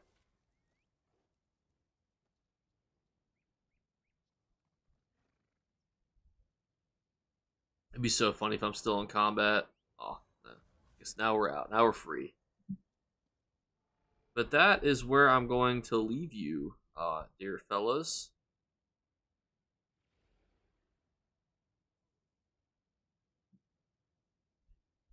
I'm gonna send this to ending here. If you guys, so for the people who said that they had a laundry list of video ideas, feel free to send it to me on Discord. If there are things that I don't know or I feel like I'm not like fluent in, I'll do a live stream next week, and then I will basically we'll chit chat about the videos, ideas, and kind of like different perspectives of things and stuff.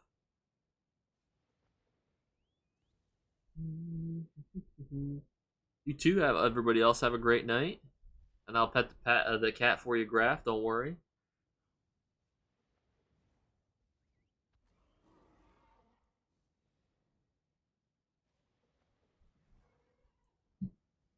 And as always, the easiest way to get a hold of me is via Discord. The YouTube comments sometimes get flooded with a whole bunch of discussion, such as why the Dominion is the worst alliance, because that's the most popular opinion these days. So if you want to get a hold of me, just shoot me a message on Discord. Read them all, and obviously you can join our Discord group. And I will catch you guys later. Thank